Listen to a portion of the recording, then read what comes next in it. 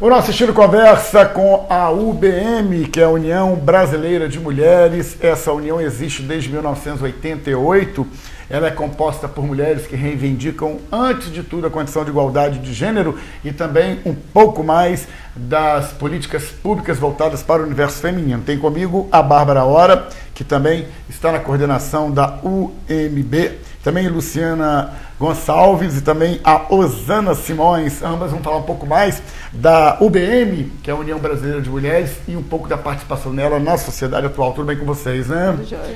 Quero falar com a minha amiga e colega Bárbara. Tudo bem, né, Bárbara? Tudo jóia, tudo jóia. Vamos falar um pouquinho da UBM. 1988 anos de criação, já tem um tempo, né, que essa associação vem atuando aqui no Brasil.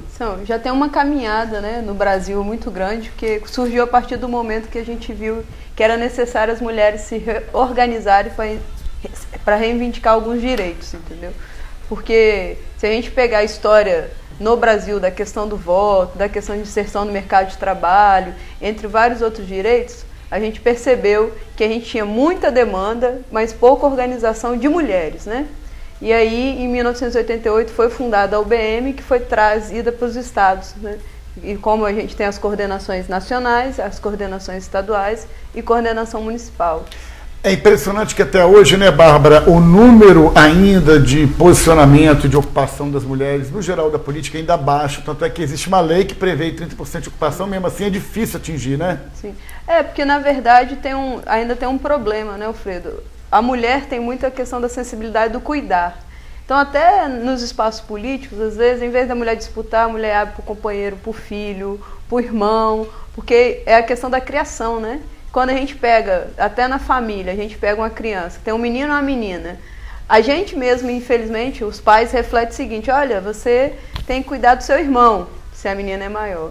Se o menino ele já é o cuidar de tomar conta de verdade. Você tem que respeitar o seu irmão, porque seu irmão é o homem, entre aspas, entendeu? Então isso vai refletindo na sociedade também, nos espaços de poder, nos espaços de discussão.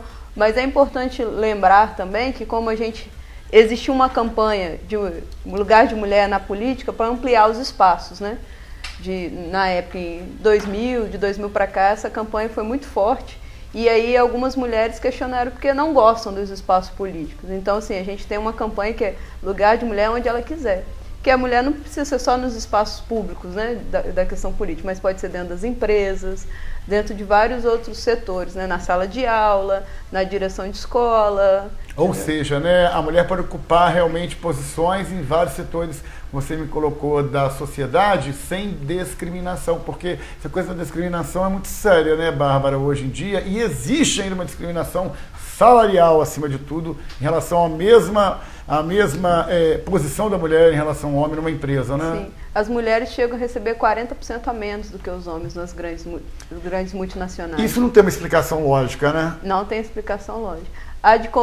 Você pode ver agora, que eu não estou lembrando qual foi o informativo que saiu, mas o salário da Graça Foster, que foi presidente da Petrobras, é bem menor do que o atual presidente indicado agora.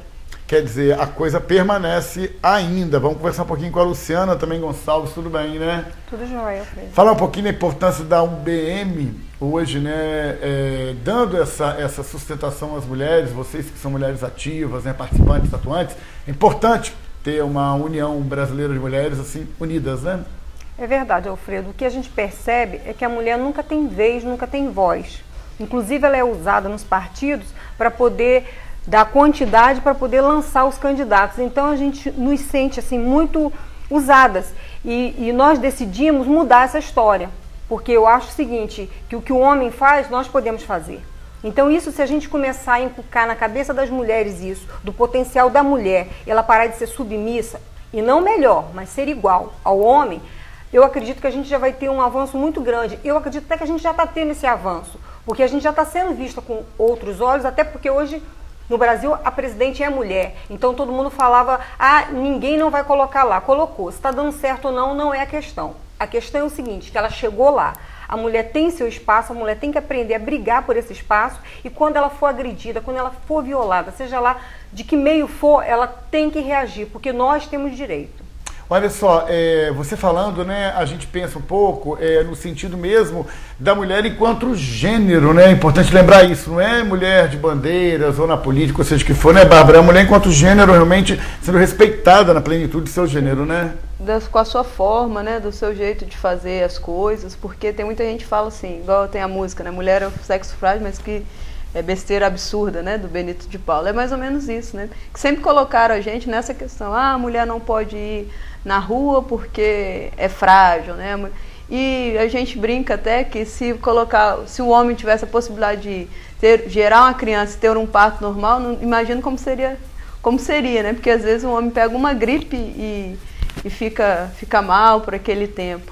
Só que na UBM o nosso principal objetivo não é fazer esse debate sectário, entendeu, Fred? De homens contra mulheres ou mulheres contra homens. Nem citar machismo e feminismo, nada disso, né? É conscientizar que somos iguais, conscientizar que o homem também pode ser companheiro na nossa luta, porque não é porque você é do gênero masculino que você não pode ser sensível à nossa causa, entendeu? Não é porque os nossos companheiros, pais, maridos e tal, não pode ser sensível.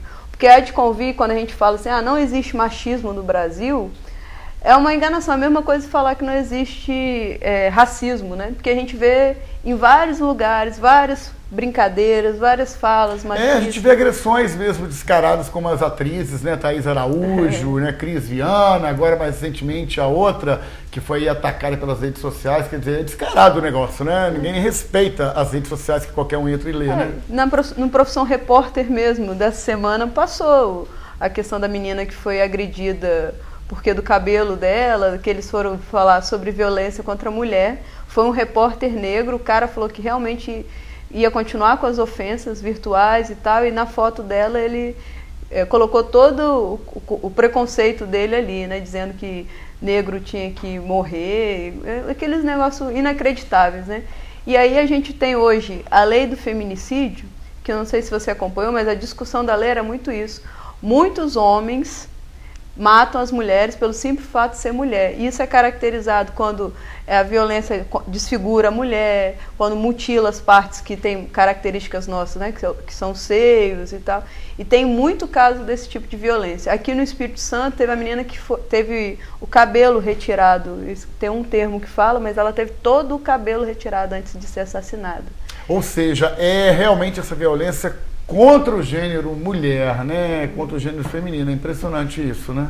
É um negócio inacreditável, né? Porque se você olhar que todo mundo, da questão humana, que todos nós somos humanos, e o homem se acha dono daquela superior, né? Para a questão sexual, né? Sim, que pode até matar, é um negócio lamentável, né? Não tem explicação.